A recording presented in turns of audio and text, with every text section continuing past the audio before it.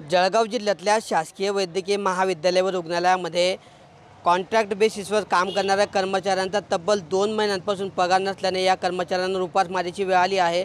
अधिकाऱ्यांकडे जाऊनही पगार होत नसल्यामुळे आज या सर्व कर्मचाऱ्यांनी या ठिकाणी जे आहे आंदोलन केलेलं आहे।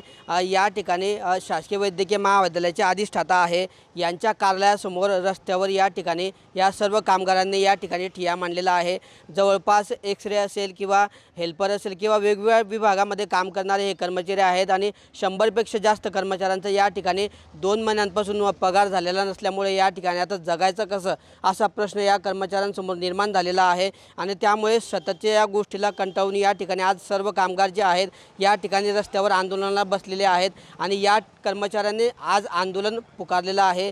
आज कुठलाही कर्मचारी जो आहे आज कामावर गेलेला नाही आहे आणि या सर्व कामगारांनी आज कामबंद आंदोलन पुकारलेलं आहे। जोपर्यंत या ठिकाणी आमचा पगार होणार नाही तोपर्यंत आम्ही कुठलंच काम या ठिकाणी करणार नाही असा आक्रमक पवित्रा या कामगारांनी घेतलेला आहे। आपण या कामगारांशी बोलण्याचा प्रयत्न करणार आहोत। काय सांगणार दादा, नेमकं काय मागणं आहे, काय आंदोलन केले तुम्ही आज? आमचा पगार झाला पाहिजे। 8 वर्षात कोविडपासून आम्ही काम करतोय, आजपर्यंत कधीच झालेलं नाही। पण या 2 महिन्यामध्ये नवीन कॉन्ट्रॅक्ट सर्व्हिस आलेली आहे स्मार्ट सर्व्हिसेस म्हणून, पण त्यांनी 2 महिने झाले पगार केलेला नाही। त्यांनी आम्हाला 16,800 पगार देऊ असं बोलले होते, पण तरी त्यांनी 13,800 देत आहे असं सांगितलं त्यांनी, पण तरी त्यांनी 2 महिने झाले पगार केलेला नाही आमचा। त्यांनी फक्त सांगताय आम्हाला की बाबा पगार होईल बँकेतून परत पाठवला, मग त्यांनी प्रूफ दिलं पाहिजे ना आम्हाला की बँकेतून परत पेमेंट आला, आम्हाला परत आला आहे। ते प्रूफ पण द्यायला तयार नाही आम्हाला।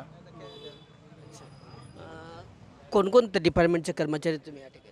दादा आमच्याकडे सगळे म्हणजे एक्सरा डिपार्टमेंट झालं, ऑटोक्युलर डिपार्टमेंट झालं, डोळ्यांचं डिपार्टमेंट झालं, ICU झालं, सगळे मुलं सगळ्या ठिकाणी काम करतात। दादा आम्ही 96 मुलं आहे आणि आमच्या लेडीज पण आहे। आता काही लोक आलेले नाही, काहींची ड्युटी दुपारून आहे, तर आम्हाला आजच पगार पाहिजे दादा।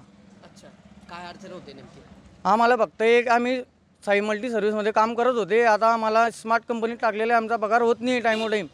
आमचा पगार साई मल्टी सर्व्हिसमध्ये असल्याला 12 तारखेला पगार होऊन जायचा, आजची 22 तारीख आली, आमचा पगार होत नाही। काय अडचण येते तुम्हाला पगार झाला? हे नवीन कंपनी आलेली आहे, ते आम्हाला फक्त आश्वासन देत आहे आज होईल काल होईल, आज होईल काल होईल। त्रास होतोय? घरी त्रास होतो ना दादा, मी तुम्हाला अकाउंट लावतो ना, माझा 10-12 हजार रुपये अकाउंट मायनस आहे। मी तुम्हाला खोटं नाही बोलणार, मी तुम्हाला लावून पण देईन। हप्ते नाही भरले जाते दादा, यांना पेनल्टी भरावं लागते। इकून पगार आली यांना पेनल्टी भरावं लागते। पगार 15 तारखेला करता 2 तारखेला हप्ता असतो। अधिकारी काय सांगणार? अधिकारी म्हणता होतोय होतोय होतोय, आज होईल काल होईल, आज होईल काल होईल।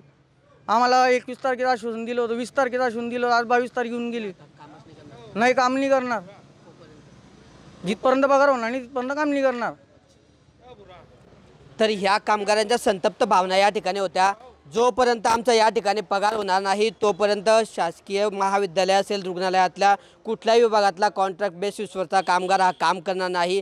त्यामुळे आज या ठिकाणी जिल्हा रुग्णालयाची जी आहे सेवा ती कुठेतरी कोलमटल्याचं पाहायला मिळतं आहे आणि या कर्मचाऱ्यांनी जोपर्यंत आमचा पगार होत नाही तोपर्यंत आम्ही काम करणार नाही असा थेट इशारा प्रशासनाला दिल्यामुळे आता या ठिकाणी कुठेतरी जळगाव जिल्हा रुग्णालयातली सेवाही कोलमटल्याचं पाहायला मिळतं आहे। किशोर पाटील, TV9 मराठी, जळगाव।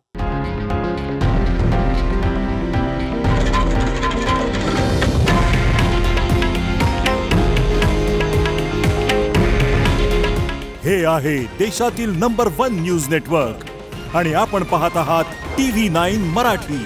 काळजी तुमची, हित महाराष्ट्राचं।